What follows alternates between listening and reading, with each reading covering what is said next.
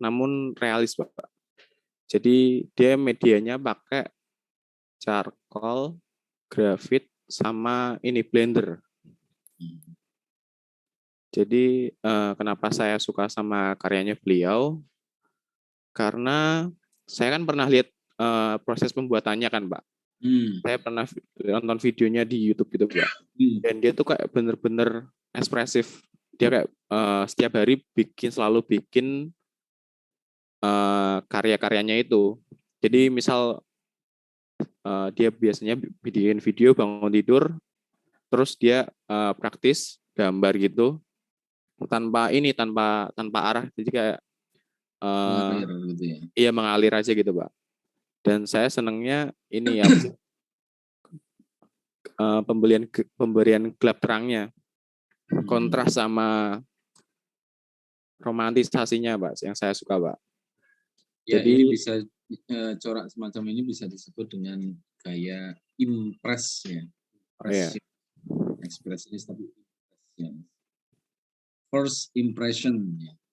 Kesan pertama yang ditunjukkan itu adalah bukan detailnya tapi brushstroke dari lukisannya. Oke, teruskan. Oke. Dan sekarang dia kerjanya sebagai ilustrator freelance. Ya. Dan dia juga enggak cuma sekedar seniman juga, Pak. Dia juga punya basic arsitek. Saya juga baca-baca dia gitu. Terus pernah mendapatkan penghargaan MFA Studio Excellence pada 2013. Jadi dia merupakan salah satu lulusan terbaik di kampusnya, Pak. Dia, Pak. Oke. Selanjutnya nih, siapa ini? Archandray. Jonodray. Ya, kalau Jonodray ini adalah salah satu seniman dari Afrika Selatan. Dia lahir di Afrika Selatan. Sekarang juga kerja di Afrika Selatan. Saya ketemu Jonodray ini sebenarnya dari channel YouTube basicnya. Jadi dia memang sering bikin karya-karya hyper realistik dan surrealis ya, Pak, berarti ya. Ya, surrealis. Surrealis yang isu-isu yang diangkat itu berdasarkan keresahannya dia sendiri. Dan dia juga suka belajar tentang anatomi tubuh,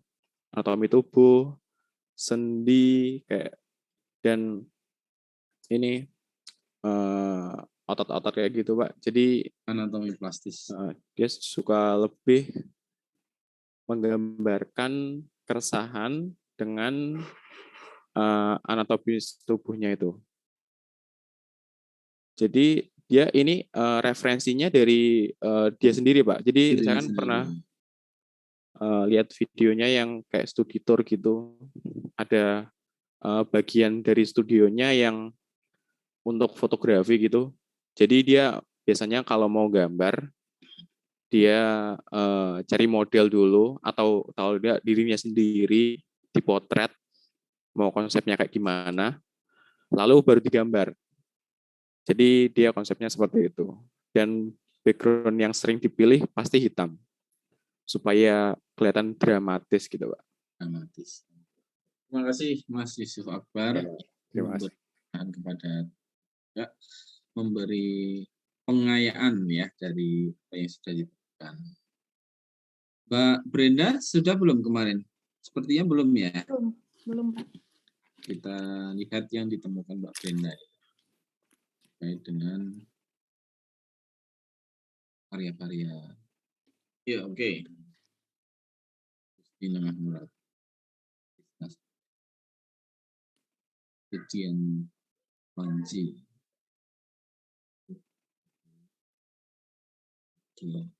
Oke, silakan Mbak Brenda. Ya, yang pertama seniman dari Indonesia yang saya temukan itu I Gusti Nengah Nurata. Sebelumnya beberapa teman-teman yang lain juga udah pernah nge-review karyanya, tapi ini salah satu karya juga yang saya cantumin, di mana kalau hasil karya dari I Gusti Nengah Nurata ini figur-figur yang dihadirkan itu imajinatif dan juga berangkat dari realita kehidupan sehari-hari yang ditemukan oleh I Gusti Nanganurata ini sendiri. Dan juga dalam menggambar juga, beliau ini tidak pernah menggunakan model ataupun foto dalam menggambarnya. Ya. Selanjutnya, seniman dari Indonesia juga bernama Tisna Sanjaya. Ini salah satu contoh karyanya. Saya memilih seniman ini karena pada karyanya yang kali ini unik banget karena dia menyajikan pamerannya itu di bedengan tempat sampah plastik. Nah, di mana karya-karya yang dia sajikan di situ juga itu dilelang buat membantu korban COVID di Bandung saat itu. Ini medianya apa, Mbak? Kanvas, Pak. Kanvas, alatnya? Kalau alatnya kurang tahu, Pak, karena di artikelnya nggak dijelasin. Sebenarnya nanti dicari ya. Media secara khusus yang kita bahas kan tonggaknya itu dari drawing ya, kajian seni gambar. Jadi gambar hal apapun media yang mungkin kalau kita lihat sekilas ini bisa dianalisis bahwa karyanya ini bisa saja terbuat dari charcoal ya, atau ponte, pensil ponte, karena hitamnya itu tone warnanya ada yang abu-abu, hitam pekat dan sebagainya. Tapi untuk hal lain seperti objek kerupuk itu sepertinya mix dengan apa, kita kan perlu tahu gitu ya. Iya. Nanti dicari lagi sumbernya ya. Oke, selanjutnya. Selanjutnya seniman bernama Sudianto Panji Wiryoatmojo, ini dari Indonesia juga. Ini salah satu karya yang saya cantumin, berjudul gitu. Ini menggambarkan kecintaan akan kebudayaan dan mendorong agar generasi muda di kemudian hari selalu melestarikan budaya yang kita miliki. Oke. Ya, selanjutnya seniman dari Inggris namanya Rauf Hagigi. Seniman ini terkenal dengan gambar-gambar surrealisnya. Ini salah satu contoh karya yang saya cantumkan, berjudul Chain with Ego, di mana gambar kumis pada laki-laki yang digambarkan itu menyerupai rantai, sehingga seolah-olah menggambarkan kalau manusia itu terikat oleh egonya sendiri. Dan yang terakhir, seniman asal Jepang yang bernama Maki Itanami, di mana seniman ini juga terkenal dengan karya surrealisnya, dengan gayanya yang sangat melekat. Salah satunya pada contoh gambar ini, tergambar seorang wanita dan pada bagian rambutnya itu seolah menyambung juga seekor naga. Jadi seperti menggambarkan adanya kepribadian dari wanita yang digambarkan ini. Metode pendekatannya transformatif namanya. Oh, iya Pak, transformatif. Perubahan antara anatomi plastis dari wajah ke bentuk lain ya. Oke, terima kasih Mbak Brenda. Iya Pak. Selanjutnya yang belum, Mohnailul Arsyad sudah belum? Belum Pak. Coba lihat ya, mohon dari Nailul. Silakan Mas Nailul. Oke Pak, sebelumnya saya minta izin off-nya kurang stabil.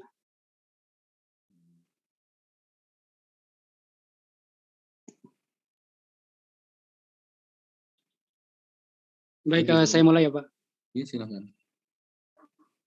Oke, ini adalah seniman bernama Tony Haryanto. Ini nama yang tadi Yusuf Akbar review ya Pak. Seniman ini memiliki ciri khas yaitu gambar realis. Saya Tony Haryanto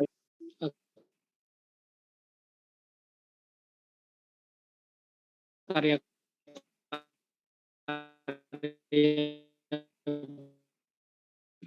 Tidak stabil sinyalnya ya, Mas Anu. Oh iya Pak, maaf. Apa suara saya terdengar jelas Pak? Sudah. Sekarang jelas. Tadi putus-putus. Oh iya.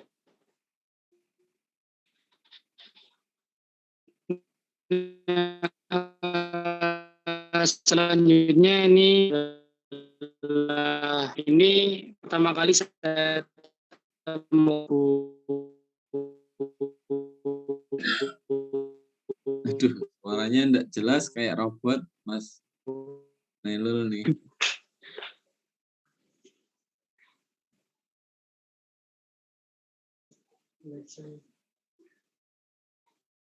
Oh iya maaf Pak. Mas Nailul di mana? Ini sudah di Semarang Pak. Oh, di Semarang. Iya. Cuman mungkin karena ini sinyalnya masih. Ini kalau ngomong biasa kok lancar ya?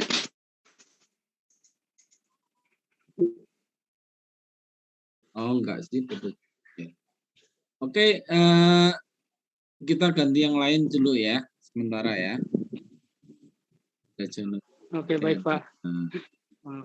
Manual Deskani. Ahmad Nurfaik udah? Belum, Pak. Ya, kita lihat ya karyanya ya. Temuannya, sorry. Mana ini Ahmad Nurfaik? Silakan. Apa saja?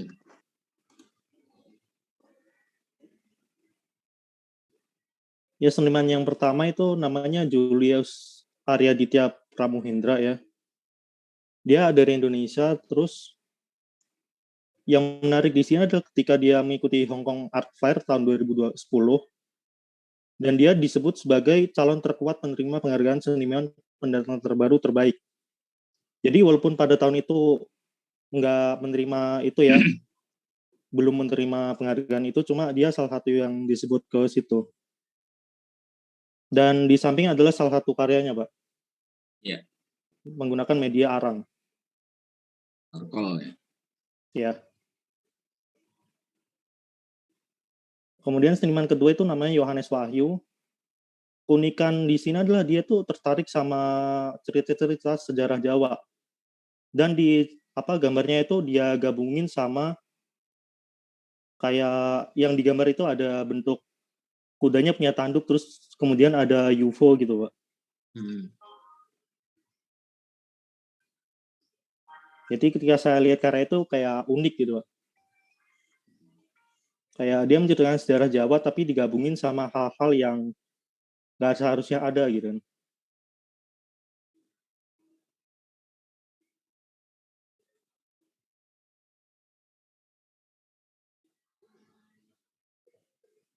Kemudian itu ada Restru Ratnya Ningtyas. Keunikannya dia itu seperti dilihat di gambar ya. Beda sama seniman yang lainnya, di situ dia gambarnya tuh benar-benar dipotong mengikuti outline gambarnya, kemudian dimasukin ke wadah kaca gitu. Dan dalam satu wadah kaca tuh bukan cuma satu gambar, ada bisa beberapa gambar gitu yang ditumpuk.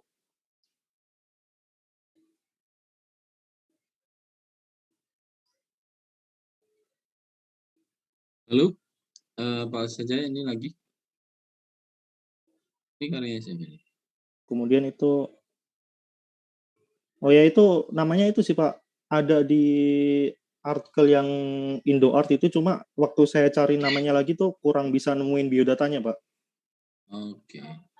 Cuma yang di karya yang saya amati itu dia pakai teknik sketsa kalau nggak salah ya. Terus sama mitos-mitos yang ada di Indonesia, khususnya di Jawa tuh. Cuma dia gambarkan dengan bentuk yang unik gitu.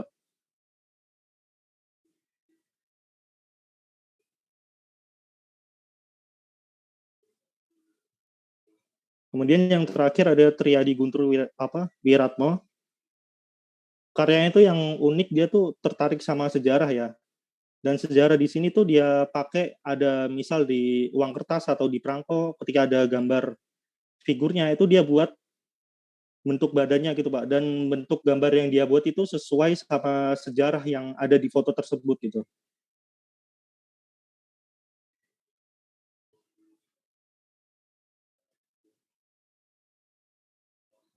Yang dari manca cuma saat ini ya?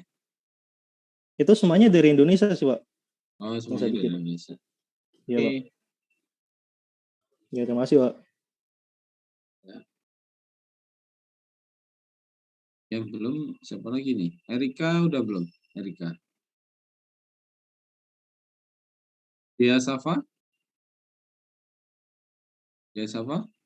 Hadir? Udah, Sudah ya kemarin ya? iya Pak. Yang belum siapa lagi? Joshua? Hadir di Belum. sini? Hadir, Pak. Joshua? Ya.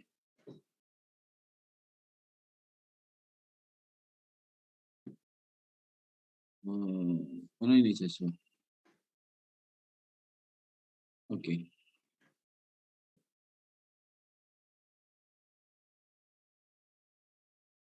Kim Chung Gi. Silahkan Joshua. Jadi yang pertama ini ada salah satu seniman dari Korea yang bernama Kim Jung Ki. Sebenarnya ini udah beberapa kali direview sama teman-teman sebelumnya. Tapi saya tertarik untuk masukin karya beliau karena ternyata dalam proses penciptaannya Kim Jung Ki ini nggak pakai referensi untuk ciptain karyanya, tapi berdasarkan imajinasinya dia atau mungkin sesuatu yang didasari oleh ingatannya dia gitu. Dan hebatnya dari situ dia bisa ngasilin satu karya yang kalau kita lihat visualnya tuh sangat kompleks gitu.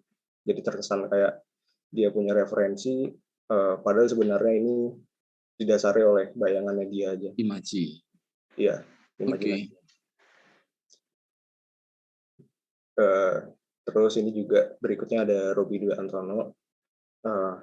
Saya sempat cari beberapa seniman surrealis yang ada, dan salah satunya ini ada nama Robby Dwi Antono. Waktu saya ini dia banyak sekali untuk nyampurin unsur yang ada seperti hewan kelinci gitu di karyanya, dan menurut saya ini unik sih karena dia bisa nyampein satu emosi tersendiri dari karyanya gitu. Sudah pernah lihat karyanya Mark Redden? Kalau dari Mark Redden sendiri belum, Pak. Nanti coba dilihat ya. Iya, Pak. Analisis bagaimana sejauh mana perbedaan dari karya Robby Dwi Antono dengan Mark Redden. Karena root-nya Robby Antono itu di Mark Redden. Dia banyak bukan menjiplak ya, tapi mengembangkan atau menginovasi, atau Mark Redden itu menjadi referensi generalnya dari Dwi Antono. Oke, selanjutnya. Selanjutnya ini ada Vincent Van Gogh. Sebenarnya saya tertarik untuk masukin karya beliau karena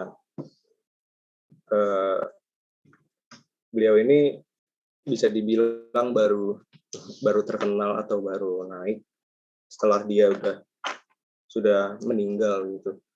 Dan ada beberapa latar belakang dari karya-karya yang dibuatnya, mungkin kayak dia bikin karya itu waktu lagi di rumah sakit jiwa atau di kondisinya yang lagi nggak stabil itu. Dan itu sih yang bikin saya tertarik untuk cantumin karyanya beliau di sini, Pak.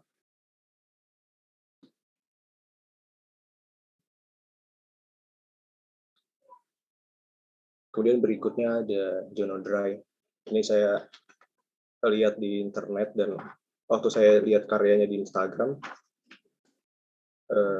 dia ini cukup banyak untuk nyampurin unsur fauna dan flora di setiap karyanya yang digabungin sama objek manusia. Karya yang dibuat ini terlihat sangat hyperrealis dan kalau beberapa orang nggak tahu mungkin akan terlihat seperti foto gitu.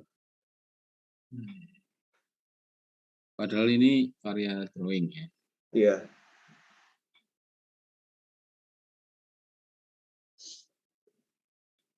Terus yang berikutnya, yang terakhir ini ada Alessandro Paglia, salah satu seniman dari Italia. Saya tertarik untuk masukin karya beliau karena dia hampir keseluruhan karyanya itu memiliki kesan 3 dimensi, yang faktanya ini hanya dibuat dengan menggunakan pensil dan pena gitu.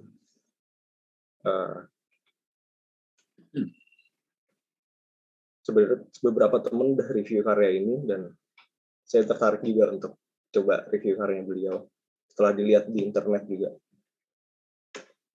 Oke, untuk referensi karya, lingkupnya itu adalah karya kajian seni gambar. Jadi untuk media yang lebih mendominasi ke arah lukis itu baiknya nanti diganti ya, Mas siapa tadi, Joshua ya, seperti karya Robi Dwi Antono dan Vincent Van Gogh ini kan secara visual kita klaim sebagai karya seni gambar gitu. Nah, mainstreamnya dari karya seni gambar itu dominasinya adalah unsur garis. Oke, yang belum lagi Baruna, ada Baruna?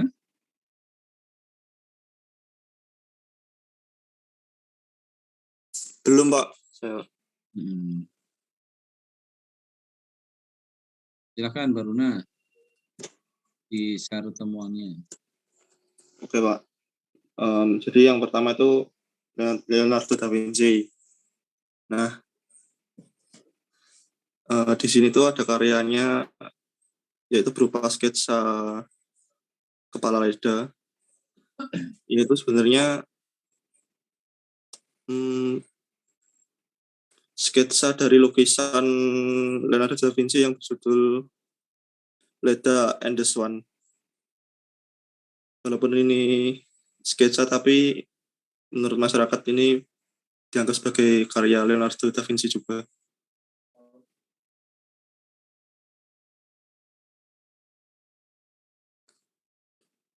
Nah, yang kedua adalah Michelangelo. Nah, gambar ini tuh sebenarnya menceritakan kenaikan Santo Yohanes Penginjil di kapel Peruzzi Santa Croce di Florence. Nah, gambar ini tuh sebenarnya cuma studi anatomi Michelangelo, namun masyarakat menganggap ini sebagai karya Michelangelo.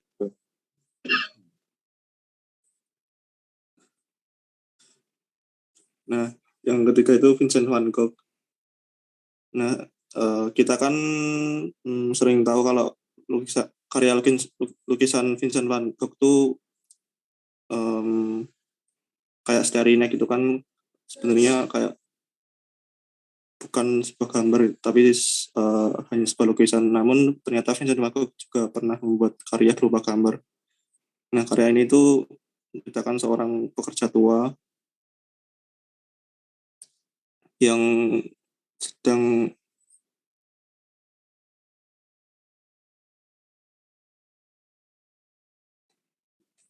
kelihatan dramatis. Itu seperti orang tua yang sedih gitu. Dan penghuni rumah itu berpose untuk Vincent van Gogh dan Vincent van Gogh membayarnya. Seperti itu. Terus ada Edgar Degas. Nah, terus lukisan itu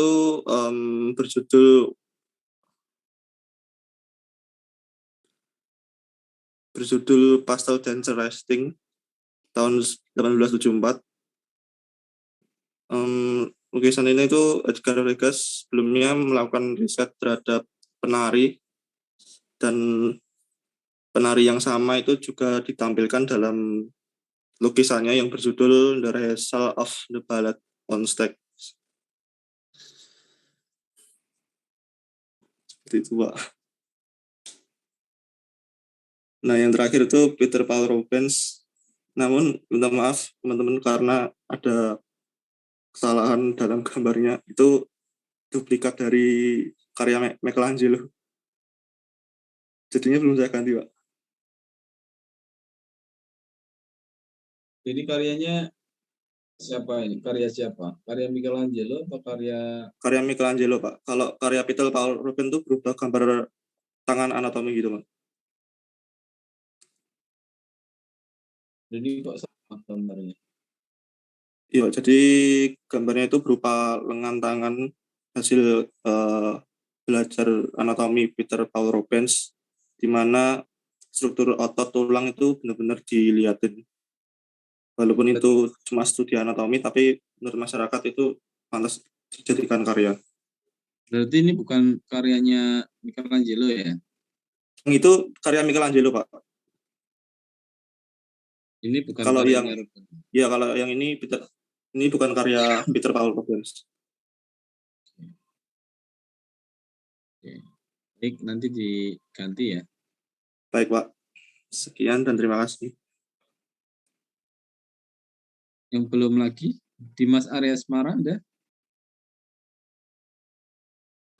Ada, Pak. Sudah kemarin atau belum? Belum, Pak. Belum ya. Silakan Mas Dimas. Yang pertama itu saya ngambil contoh gambar dari seniman Igusti Nengah Murata, seniman asal Bali, yang mana gambar hitam putih yang saya ambil ini berjudul Erosi, yang terdapat pesan untuk mengingatkan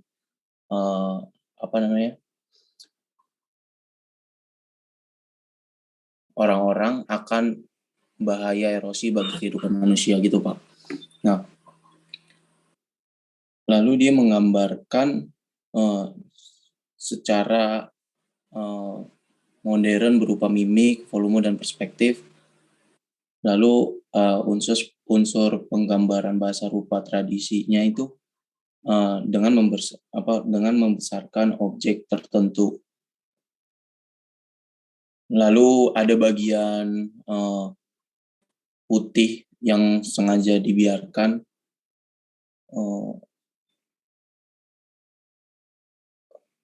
untuk menggambarkan air pada lautan gitu, Pak. Mana tuh air mana? Kenapa, Pak? Yang mana yang air itu? Yang bagian putih gitu, Pak.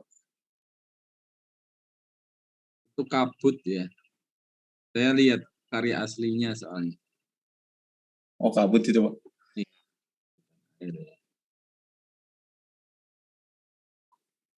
Lalu yang kedua itu ada karya dari Vincent van Gogh yang berjudul Minor Woman Carving Sack, yang merupakan kumpulan gambar yang tidak lengkap dari seniman Van Gogh pada tahun 1853 sampai 1890.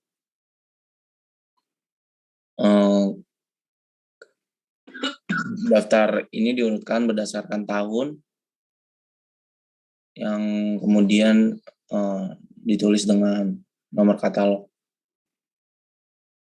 Sementara yang lebih akurat dari karya Van Gogh ini seringkali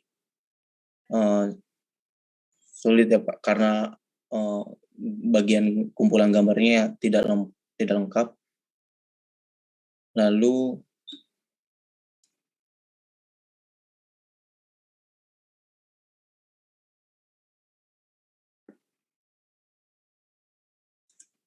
kenapa saya pilih karya ini? Karena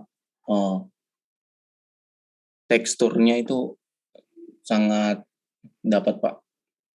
Saya tertarik dengan tekstur yang dibuat oleh Vincent van Gogh pada gambar ini.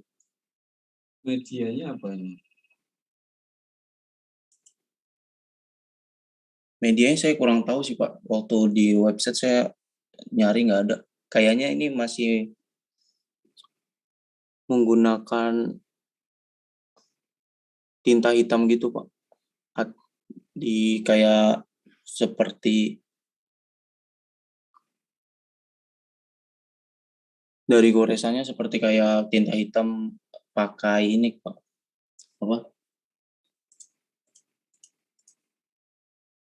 Lebih tepatnya arang atau sarkol, media drawing atau media ring, arang, sarkol. Nah, selanjutnya ada karya dari Michelangelo yang dibuat sekitar tahun 1550 sampai 51. Medianya menggunakan titik timah dan kapur hitam.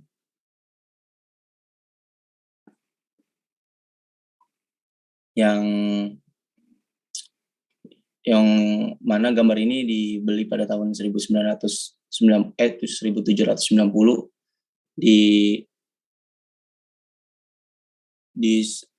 dan ditaruh di Taylor Museum Harlem, Pak. Saya suka dari gambar ini karena realis dari Michelangelo yang sangat proporsional gitu, Pak. Dari anatomi wajah hingga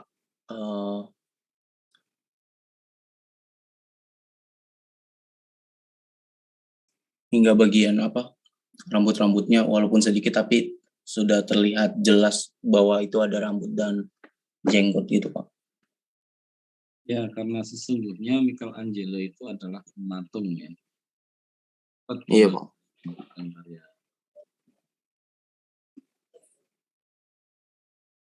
Lalu ada gambar dari Lorenzo Sabatini.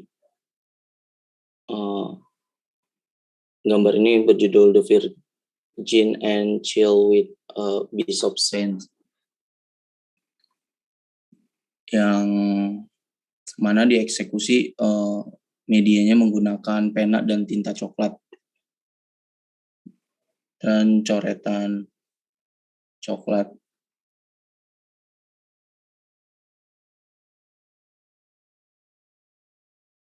Dan gambar ini saya suka dari komposisinya yang balance, Pak, antara seorang perempuan, anak, dan di bawahnya ada laki-laki.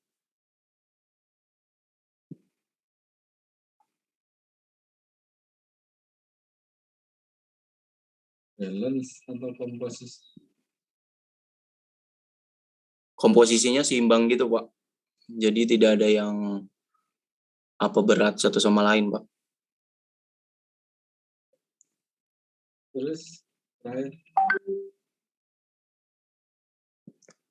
Terus ada lukisan dari Giovanni Battista Capello yang namanya tertulis dalam bahasa Latin di pita bagian bawah komposisi.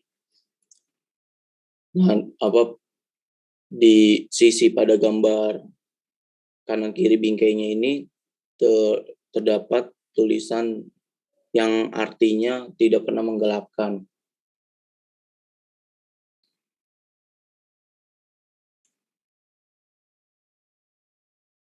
Medianya apa ya, Mas?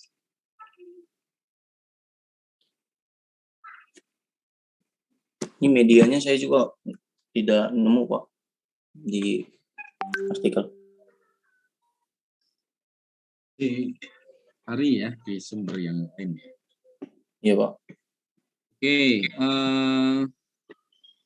yang belum, Elisa sudah? Sudah, Pak. Saya belum, Pak. Hah? Dia Ayu. Ayu ya, belum ya? Iya.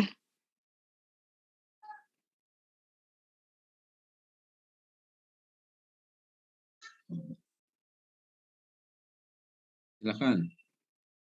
Untuk karya pertama itu dari seniman Jerman, dari Stefan Sezaitz. Jadi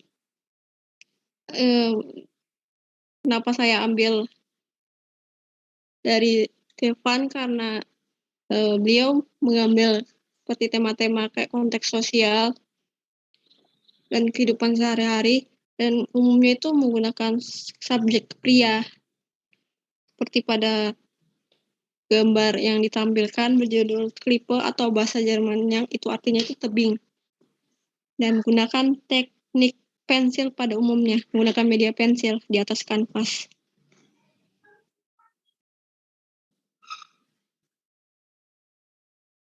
Dan selanjutnya ada Abeng Arthur, yaitu merupakan seniman Indonesia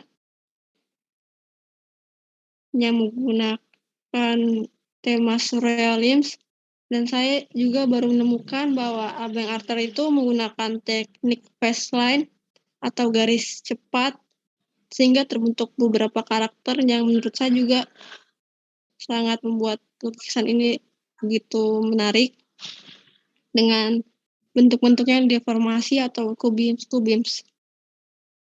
Ya. Dekoratif. Iya. Dan selanjutnya ada Cecilia Hidayat. Ini juga seniman dari Indonesia, tapi saya cuma menemukan satu karya saja. Dan saya mengambil karya ini karena walaupun lukisannya sederhana, bentuk sederhana, tapi diberikan hiasan sehingga menurut saya menarik atau bisa masuk mungkin ke Zentanel.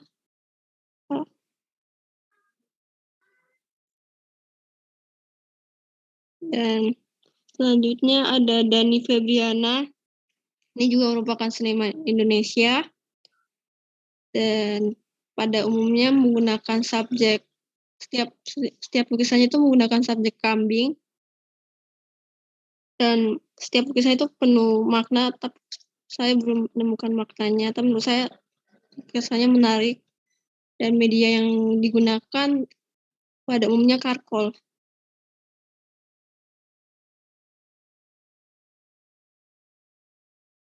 Untuk seniman terakhir merupakan seniman dari Cina atau Qingye. Qingye itu ilustrator yang pada umumnya medianya itu ke ilustrasi digital, dan yang membuat saya tertarik dengan lukisan Qingye yaitu detail dan komposisinya. Dan Qingye pada umumnya mengambil konteks seperti cyber atau space. Itu aja Pak, sekian. Yang belum siapa lagi? Mas Ramadan. Siapa? Mas Ramadan. Ya, silakan Mas Dimas.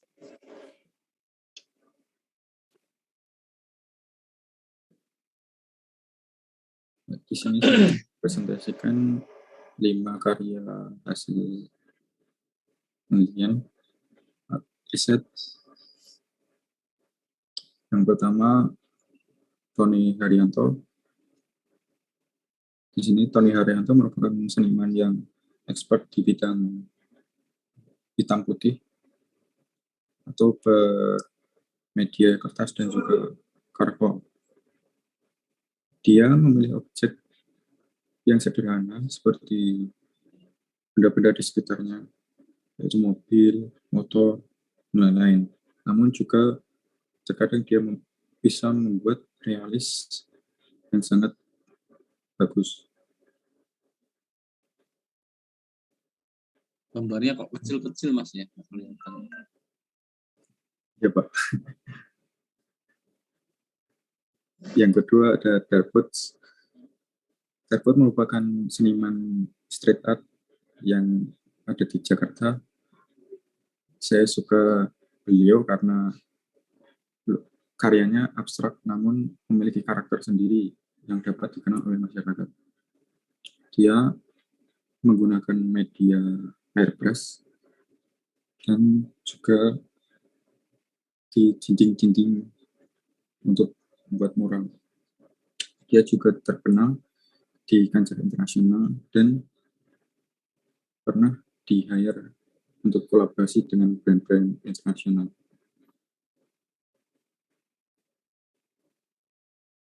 Terus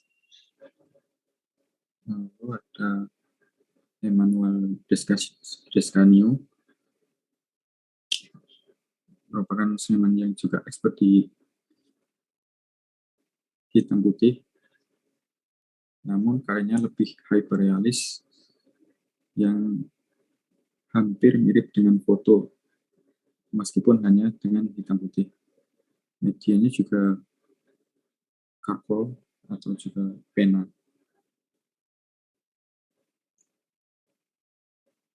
Yang keempat, surrealis. Ini saya kurang tahu nama aslinya siapa. Saya dapat dari Instagram. Saya suka karyanya karena kedetailannya dalam menghasilkan karya itu sangat expert sekali. Dari detail-detail yang kecil yang bisa membuat kesan banyak. Bagus itu. surrealism ini coraknya ya atau gayanya, bukan si pembuat karyanya. Di sumbernya harus jelas, nanti dicari. Ya Pak, itu nama Instagramnya soalnya Pak. Ya, diidentifikasi mungkin bisa dari emailnya, dari akun-akun yang lain ya, yang menyebutkan identitas beliau ya. Ya Pak. Yang terakhir adalah Colin Estrada. Beliau seniman dari USA. Hampir sama dengan yang atas tadi. Dia juga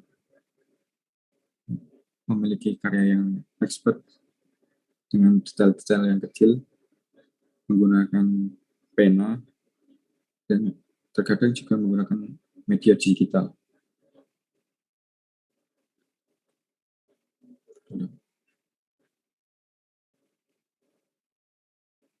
Udah. Ada lagi yang belum? Masih? Saya Pak. Siapa? Rizal Pak. Rizal. Afrizal. Oh, Afrizal. Ya. Afrizal, mana? Oke. Silahkan Mas. Jadi seniman yang pertama bernama Jae Chol Park, seniman asal Korea yang bekerja di studio Paper Blue. Jadi karya di samping merupakan salah satu karyanya yang berjudul Babylon Tower. Dia melukiskan gambarnya melukiskan karyanya itu berdasarkan imajinasinya saat dia menceritakan sedang melamun melihat bangunan kota Koreanya. Sesuatu yang unik adalah tingkat kedetailannya yang tinggi pada seluruh badan bagian bangunan Babylon Tower-nya itu, Pak. Kemudian ilustrator yang kedua adalah So Painet. Untuk nama aslinya saya tidak menemukan di internet. Dia seniman asal Tokyo, Jepang. Karyanya seluruh karyanya yang unik adalah dia mengikuti aliran karya gelap. Di samping merupakan salah satu contoh karyanya yang memiliki sifat organik, dapat membayangkan efek-efek yang aneh gitu Pak, seperti kanibalisme atau mutilasi gitu Pak. Kemudian ada Olivia Kemp, merupakan seniman visual asal Inggris. Dia karya-karyanya yang unik adalah caranya dia dalam menggambarkan suatu hal dengan cara mengingat dan mengimajinasikannya. Dia mengambil salah satu daerah atau wilayah gitu di Inggris seperti hutan gitu. Terus dia mengingatnya hutan tersebut, struktur hutan tersebut, terus diimajinasikan. Gitu, Pak. Kemudian yang keempat ada Bernie Wrightson, seniman asal Amerika juga. Yang terkenal dari karyanya adalah alirannya yang walaupun kesannya realis, tapi dia tetap mengikuti konsep komik gitu Pak, komik tahun 1800-an, sehingga membawakan daya ingat para penikmatnya untuk membaca komik gitu. Kemudian yang terakhir ada Stephen Biesti, merupakan freelance ilustrator asal Inggris. Keunikan dari karya-karyanya adalah dia ahli dalam menggambarkan struktur suatu bangunan, namun dari struktur bangunannya unik itu dari dia berhasil menggambarkan strukturnya dari dalam ruangan dan luar ruangan secara tepat gitu Pak.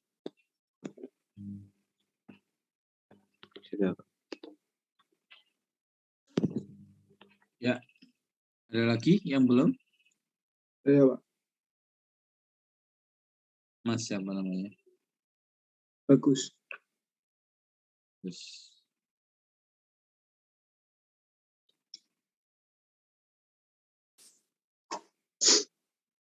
Ya, karya yang pertama yang senimannya namanya Jeremy Enesio, merupakan ilustrator berasal dari Baltimore, Amerika, yang terkenal dengan karyanya yang surrealis namun menggunakan teknik hyperrealistik.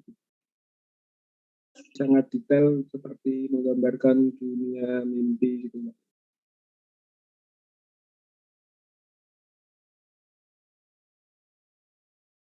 Selanjutnya Giulio Ferretti, merupakan seniman asal Italia, terkenal dengan karyanya mengangkat alam menggunakan teknik pointillis dan garis linear. Jadi kalau di zoom objeknya seperti garis-garis dan titik-titik, namun kalau di zoom out jadinya seperti detail itu.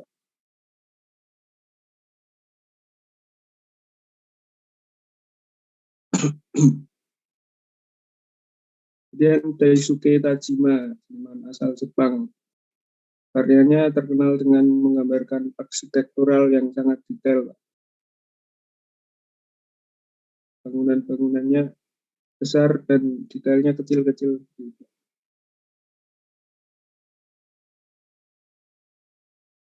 Kemudian Ian Hobson, seniman berasal dari Inggris, terkenal dengan karyanya yang bergaya ekspresionis dengan guratan garis linear yang ekspresif dan bertekstur.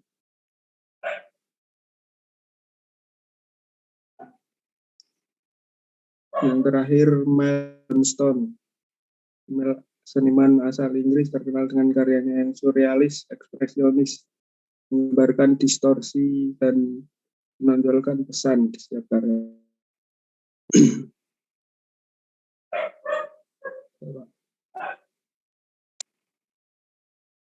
Oke, bagus. Silakan, ada yang belum?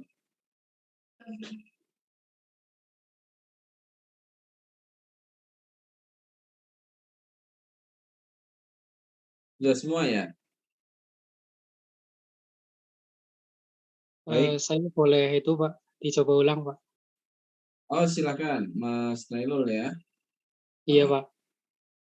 Sudah stabil jaringannya? Iya Pak, ini pakai WiFi Pak. Oke. Oke, untuk seniman yang pertama ini adalah Tony Haryanto. Nah, Tony Haryanto ini seniman yang tadi sudah direview sama Yusuf Akbar ya. Tony Haryanto ini merupakan seniman yang sudah cukup itu ya Pak, terkenal dan sering disebut juga sebagai God of Pencil dari Indonesia. Nah, gayanya itu hyperrealis, di mana setiap gambarnya itu memiliki kedetailan yang luar biasa gitu Pak, menurut saya. Nah, untuk ciri khas karyanya itu lebih ke objek-objek yang real. Dan karyanya dapat dilihat secara lengkap di Instagramnya @tonyart57. Yang kedua ini adalah seniman bernama Muchirun.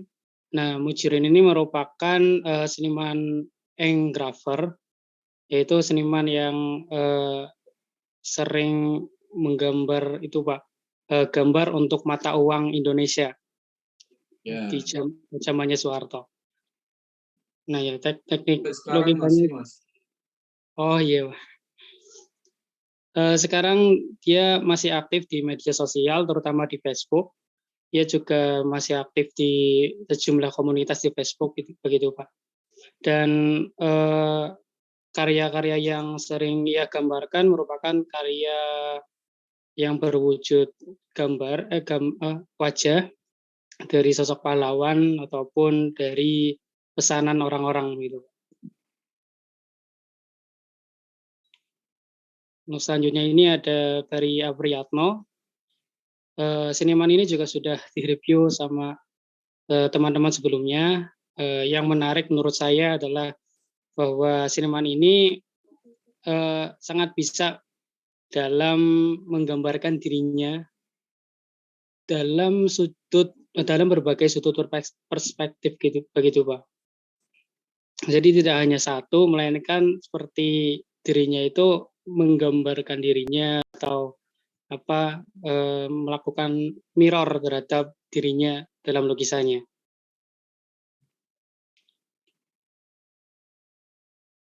Baik, selanjutnya ada Emmanuel Toscanino. Ini adalah seniman asal Italia kalau nggak salah. Dia ini beliau memiliki gaya yang hyperrealis. Dari karya yang di sebelah kanan ini, beliau bisa menggambarkan rambut dengan sangat detail. Dan saya juga sudah melihat karyanya melalui websitenya. Gambar-gambarnya sangat detail, terutama di bagian rambut.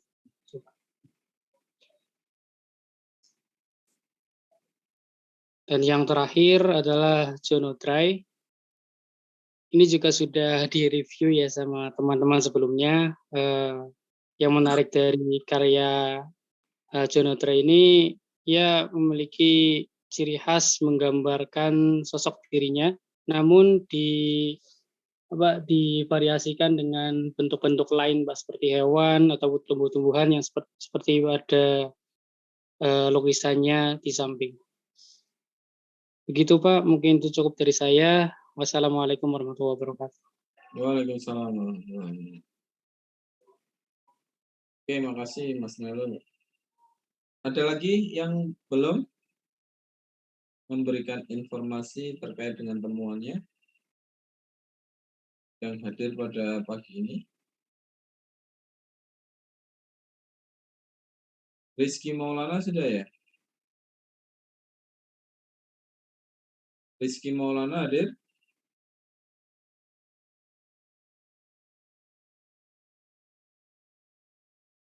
Mas Rizky, bisa dengar suara saya?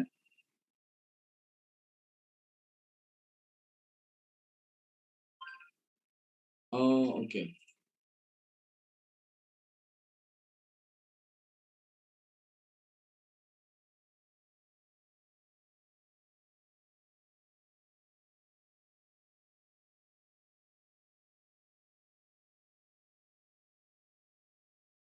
Baik, ya tidak ada yang sudah kita bicarakan, kita akhiri untuk pertemuan hari ini ya. Terima kasih atas informasinya.